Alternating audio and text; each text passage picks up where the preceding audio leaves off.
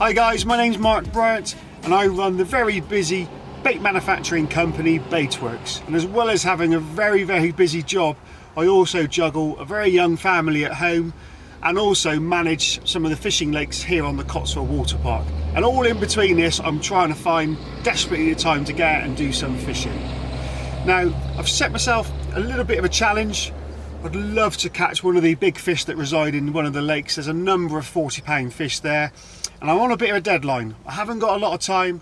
My missus is pregnant with our second child and she's given birth in January, so I need to get my skates on really and try to catch a fish. So with that in mind, I'm going to try and bring it all together in a diary piece and I'll depict the sort of sessions as they go and see if I can get to any closer to one of these massive fish.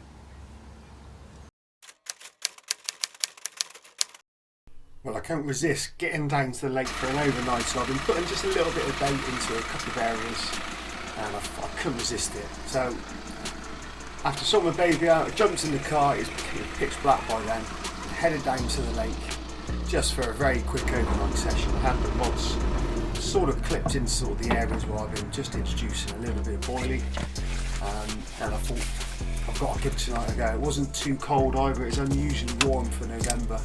We had sort of nighttime temperatures around about 9-ish degrees, 7 to 9 degrees, which was perfect for this time of year. So after a quick bit of food and a little fire, I got my head down to see what would occur.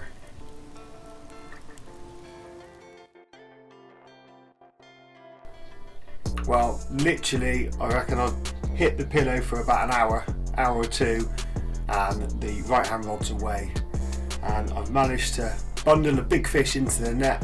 I had to set up my little lights to try and do all self takes and everything, but it was a right result. I was absolutely buzzing to have a lovely chunk of a fish on the first night, and hopefully this was going to set the tone for more to come. But this one, we had real deep fish, really heavy set, lovely old carp, and lovely on a November night. I was the only one at the lake, no one else here, so it was great to break the deadlock with a fish. And it just told me that these fish were visiting the area, and that's all I wanted to do, just trying to establish a couple of areas where I could maybe get bites. So this one roared off and just told me that the fish was sneaking in to make the most of the food that was going out into the lake. Bloody awesome. Well, we now come to my most favourite room of the house, and that is my little man cave. I wasn't expecting to catch a fish so quickly, but I got to run with momentum, and putting a bit of bait in has certainly helped me catch a fish really quickly. So I'm going to go in there, prep a bit of bait and get it ready for the next baiting up session.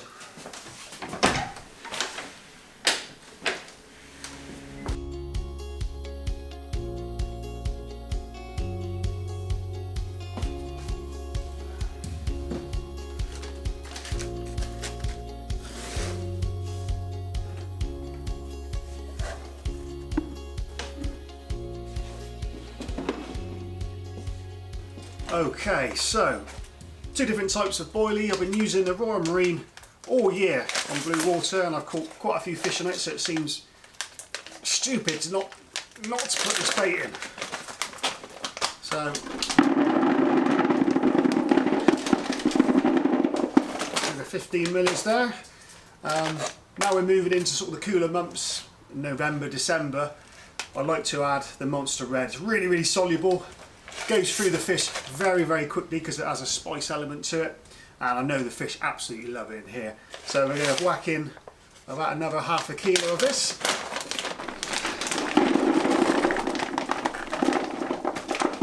There we go. Lovely. And one of the key things is liquids. I think this is going to leach out the bait very quickly as soon as you put this into the water, and I want to create a big food signal. So a lot of this bait will be going in at night when the fish are really active. So I want a food signal instantly that they recognise, and they're going to pull them down and hopefully get them feeding. So first up is the old sea stim, really stimulatory for carp, all cyprinid family. All we're doing is just looking to coat the baits. Here we go. Don't need too much of that.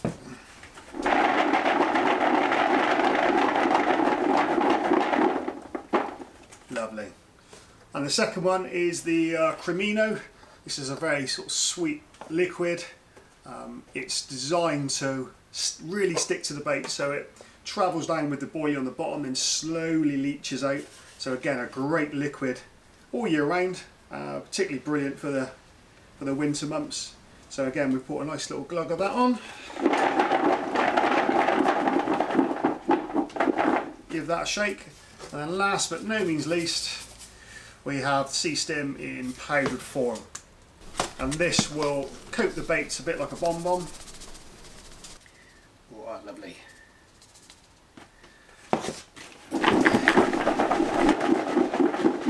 A little bit more of that. And this is key, this preparation, because I've only got literally one night a week. I reckon if I'm lucky, I need to get the bait working for me when I'm not there. And putting all these liquids and just a little bit of prep work the night before, or letting the bait stand for 24 hours in this, is absolutely crucial. So we've turned what is already two very, very good baits now into exceptionally attractive baits. So this is going to be introduced over the next few days. I'm going to get out next week and do some fishing. Unfortunately, I can't go this week really. I've got so much to do at Baitworks. We've got loads of ingredients turning up. So my life over the next few days is going to be on the forklift and making base mixes.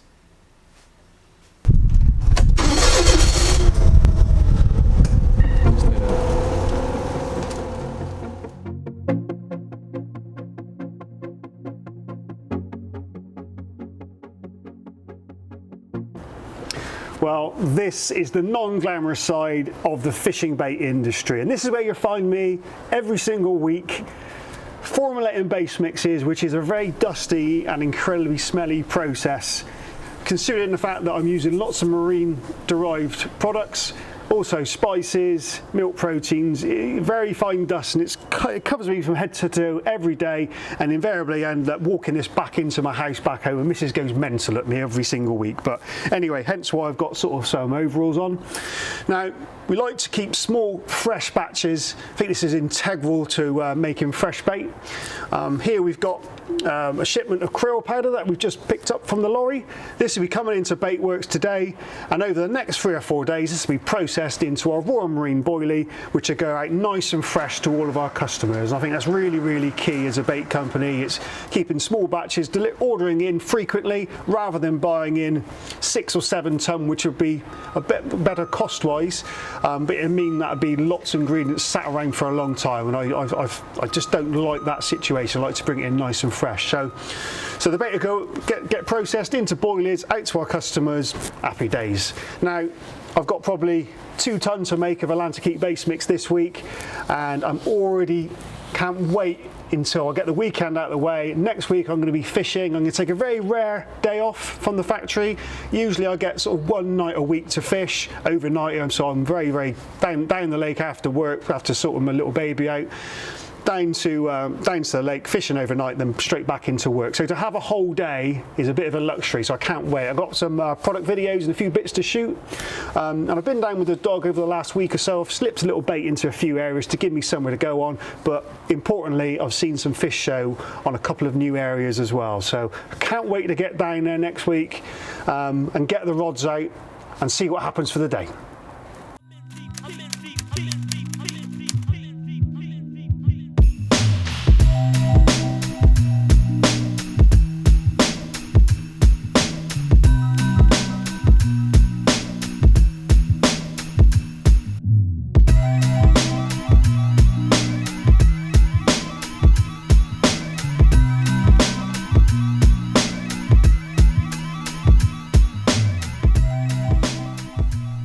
Down at the lake, I said about just getting a couple of rods out to a couple of areas where I'd seen fish the last sort of 2 or 3 days. A few fish had shown on a couple of dog walks, and I thought this is a great place to start. And also with videoing a couple of the promo videos for Baitworks, and also some of the product videos, I needed somewhere where there wasn't a lot of wind, wasn't getting interfered with anyone, was going to be far enough from the road. The top sort of left-hand bank as you go in is absolutely perfect for that. It's got a big open area, no noise, nothing at all, so, and the light was perfect. So that's where we opted. So I got a couple of rods all rigged up, and flicked them out only closest sort of range to some direct reed beds. I actually found some of my old back leads as well, which was a right touch. I made my own leads years ago, and I found an old bucket when I was moving house, and so I've used a couple of those, swung them out because it's nice and deep there, it goes down to about 12 foot on average. Got the back leads down nice and close to the deck, so everything was pinned down, it's absolutely perfect. So with the rods out, sat back with a lovely cup of tea. But I was there for a bit of work, so very quickly got together with Mike and started putting together some little clips for the Baitworks website, just some product shots and sort of things, how to use the products generally. And while we were there, I didn't see anything at all. It's absolutely dead. So I spent the best part of 4 or 5 hours there just in the morning. And it got to about 12 o'clock and I was thinking, they're just not here. I haven't had a line bite, nothing at all, there was nothing showing. And then on the far side, badoosh, a fish went over. And Mike saw it, I saw it, I heard it to be fair. Big fish went over in the waves. By that time the wind had picked up. And I said, bloody hell, Mike, I think we have to get over there and have a fish for that. And as we were sat there for another 5 minutes, just finishing off the rest of our tea, badoosh, another fish come up, this one, big fish, big wide set of shoulders on it, really dark. And I thought, that's it, I've got to go, I've got to get over there. So I upped sticks, packed everything down, and got round there as quick as I could.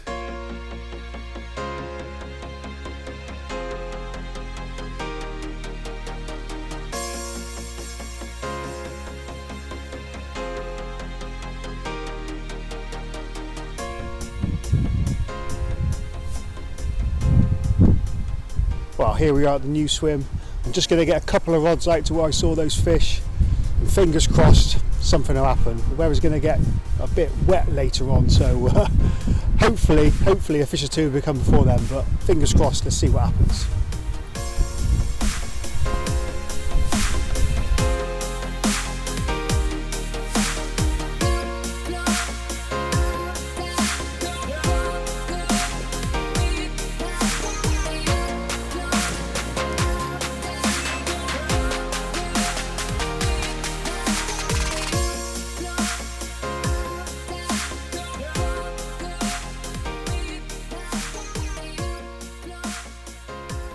So in the new swim, I plopped the rods out roughly where I thought I saw the fish, and this was over dying weed beds.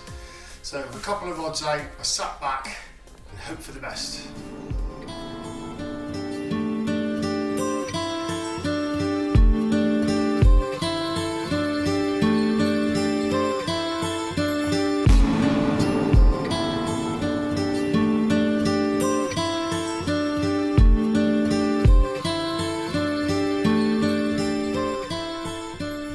Amazingly, 10 minutes later, the left-hand rod absolutely melted off, screamed off. So I'm on it quick as a flash, bent into what was obviously a really heavy fish. It was ploughing up and down the margins, and took me on sort of a 20-30 yard run straight away. So really heavy fish was attached.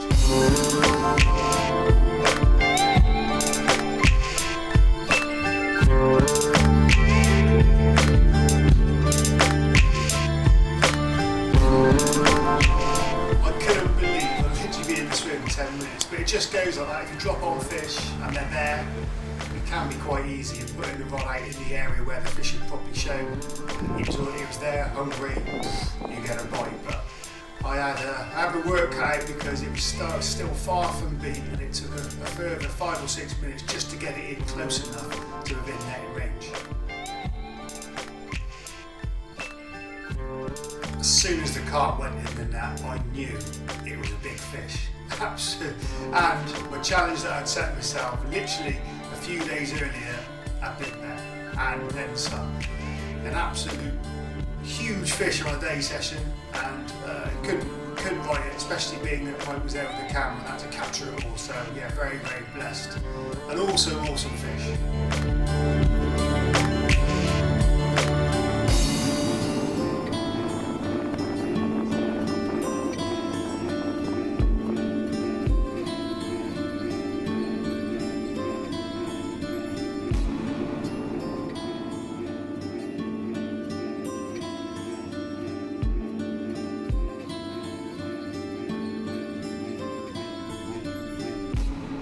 So getting a big fish like that up on the bank and weighed is challenging, but luckily I had someone with me, so it made the task a bit easier. But I must admit, I did struggle to lift such a heavy fish just on your fingers, trying to weigh it and get an accurate weight when the wind was howling.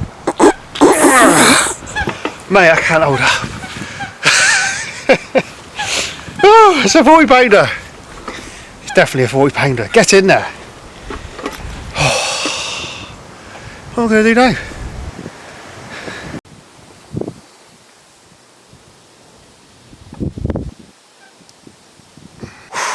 That's a good one. Okay. Whew.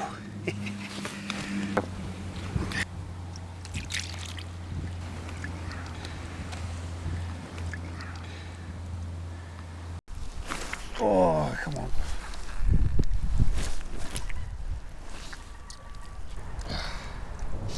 Oh, that is a kipper. That is a kipper. Wow. I am absolutely made up. Well, with the big fish safely returned, I did actually get the rod back straight out into the area where the fish had showed earlier, and sat back and just waited to see if I was lucky enough to get a second chance. And unbelievably, 5 minutes later, same rod, off it goes, same sort of take, absolutely melts off, and I pick up into another heavy fish. By this time, heavens had opened. It was a weird contrast. You had the sun poking out over to my right, just about to set. You had rain coming down. We actually got a little glimpse of a rainbow over my left shoulder, but all in all, I was attached to a very big fish, and I had to concentrate. The task in hand was getting on the bank and trying to get it all done before the light levels went too low. And this fish, the same as the last, played up and down, straight down to the bottom of the shelf. It's really hard to sort of try and move them, do anything with them. They're such big fish, and in deep water they really give you the runaround under the rod tip. This one was no different. It was going up and down the margin, but finally, after a load of pressure, the fish finally came up for its last roll, and I was managed just to inch it over the net cord to record my second fish of the day. Well, if today couldn't get any better, it just has. We've got another chunk in the net. Don't know how big it is, so I'm going to wet now. The light's going to go in literally about 10-20 minutes, so better get my skates on. But yeah, what a result! Get in there!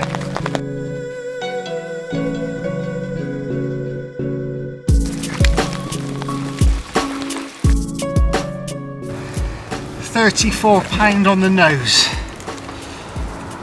Oh, come on, be good. There we go.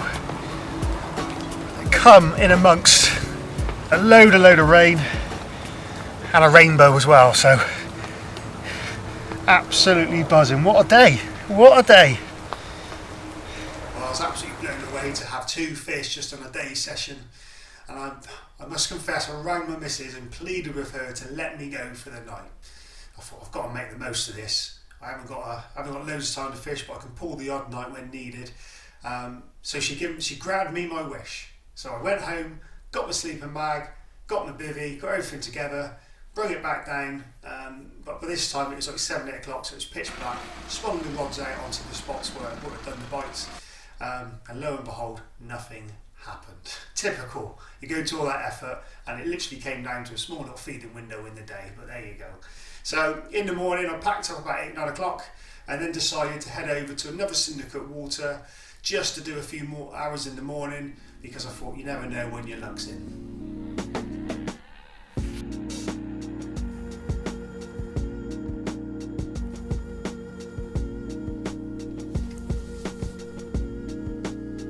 Well, I fished for the day on the syndicate water, but alas, saw absolutely nothing. It was absolutely dead.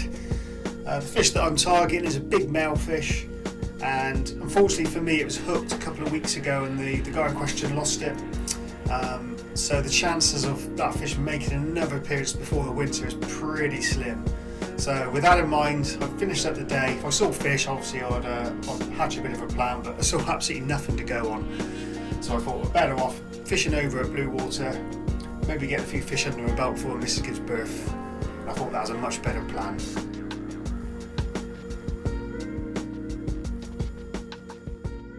Well, with winter fast approaching, I was on a really tight deadline to get one of the syndicate lakes that I run otter fenced. We're coming to that time now, unfortunately, when otters run right on the water pot, and not only there, but all over the country. And I've been trying to get an otter fence coordinated and installed over the summer. We come up a few obstacles which delayed us, and I was due down there just to help get the trench finalised and dug so the fencing contractors can come in and lay the fence in a very quick process, probably 2 or 3 days. So I ventured back down the lake with help from a few friends and my mate, old farmer Chris Edwards, with some machinery to get the track done, to get the otter fence up. We call these work sounds. Listen, listen.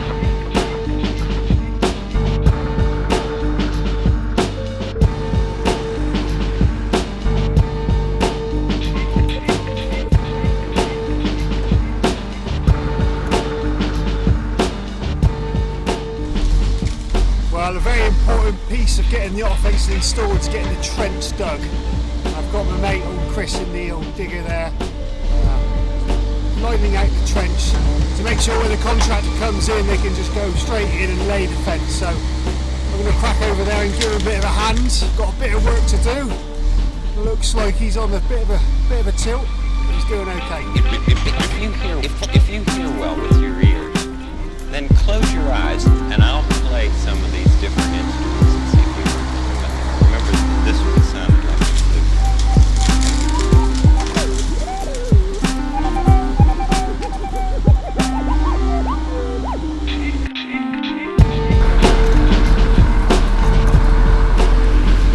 As always, it's never quite straightforward. I've loads and loads of tree roots in the way, unfortunately, but that's been the true professional that he is, plowing on. Hopefully get this finished today.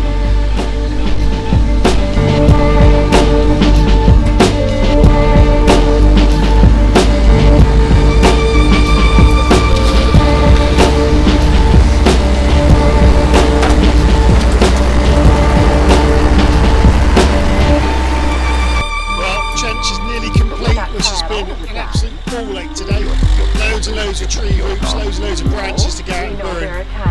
But Chris has done a sterling job, and now we can get the fencing contractor in to safeguard the stock of fish in this lake. There's lots and lots of big ones in here. We want to keep them safe. Right, that's it. I'm going to get home, have a cup of tea. Christ, it's freezing out here today.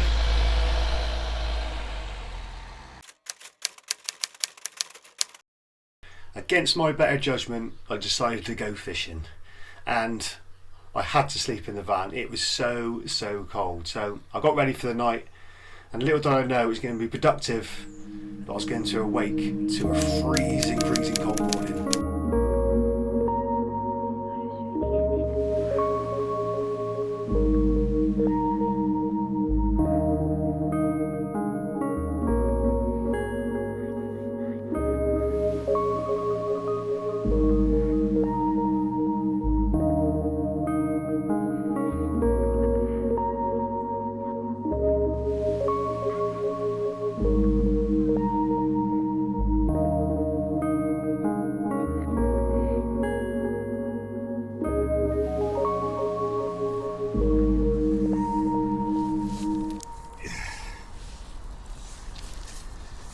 Well, it was freezing cold last night, but the old trusted Monster Red has bought me this fella.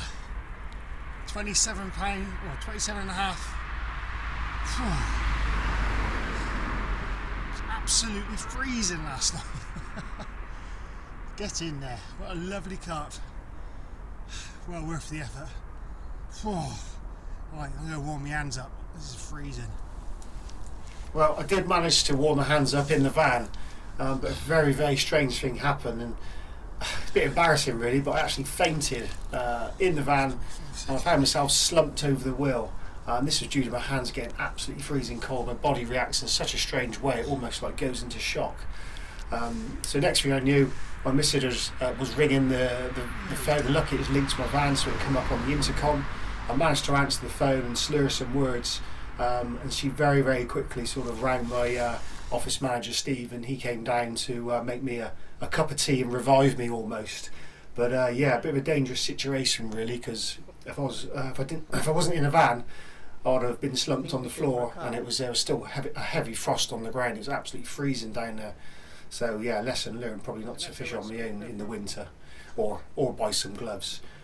But the good news is, yeah, after that catch of a lovely 27 and a 3 fish catch through the night, I knew there was fish sort of visiting the areas, and they were still being active because of the bait that I was putting in there. So with that in mind, I tried to get down there as soon as I can to make the most of the opportunity.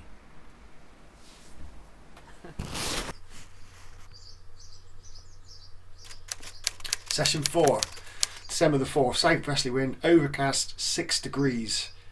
Now I fished the night, uneventful, didn't catch anything, but I heard fish, so I thought, right, in the morning I've got to switch things up. They're obviously here, and decided to fish a fluoro off the baited area just on one rod. And I thought there's obviously fish there. I've probably put a little bit too much bait out that night. I thought a nice bright one, just literally like 2 rod lengths to the left of the baited area. So I envisioned them coming from the weed, which was to the left of the swim as you see it now. And I thought this is it's got to be a visual marker. The lake clarity was a little bit clearer than usual, so I thought this is a great tactic. So out went the rods, and would you know it, literally 10 minutes later I've had one, a 28 pounder. Lovely fish that come on a very dead day, a very still day, but yeah, it's great to get another one in the bag. And it just showed me that the bait was being eaten, and I was in a different part of the lake this time as well, so I was bouncing around a little bit, but lovely to catch fish all over. Fantastic. So with that in mind, I started to put a little bit more bait in a couple of areas, not a lot, but I was always willing to move when a fish showed. So fish showing on one bank, 2 banks, wherever, I'd move over to them. But yeah, this 28 was a chunky fella. Hasn't been caught this year, so it was great to make his acquaintance. Session 4, December 22nd, easterly winds, high pressure, -2. Not conducive weather for a bite, but I just thought, well, these fish are still out in the areas of the lake, so I opted to fish the last bank that I hadn't particularly done that well on, or fished with any degree of regularity, and that was the left-hand bank as you come in. I'd heard a fish or 2 go over on my previous dog walks and that were in the lake. By this time the winter had set in, it was absolutely Baltic, so I set up on the bank to do an overnighter. Very, very quickly rushed to get everything ready before the darkness fell, and had a quick cup of tea, and managed to just watch the water for an hour or 2 just before last light. I did see a fish go over very, very close to where I positioned 2 rods, so that filled me full of confidence for the night. So I introduced again a bit of raw marine and a bit of monster red over to the area, and I thought, right, this has got to be a good chance for tonight. So I got my head down for the night of Earth.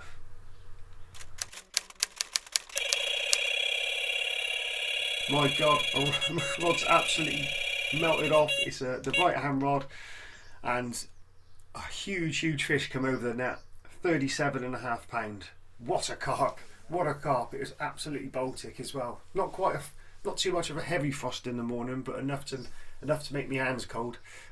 Luckily I had my friend Mike Holly over with me. He was doing a guest session, and we managed to get some lovely shots of the fish on the mat. But this was a big chunk of a fish, and I knew in my heart of hearts this is probably going to be my last fish of the session, or last fish in the campaign. I had Christmas coming up, lots of things to do, but lovely. What a fish! Absolutely made up with that. An absolute chunk, huge block of a fish. Freezingly cold day. Thank you, Mr. Carp. Couldn't resist the old monster red. Lovely. Well, it just goes to show a little bit of bait applied into a few areas, kept the fish moving about, and there was bites to be had all through the winter months. So I think my challenge was well and truly completed, and I didn't expect to catch so many, but hey, I'm not complaining. It was great to see some fish on the bank.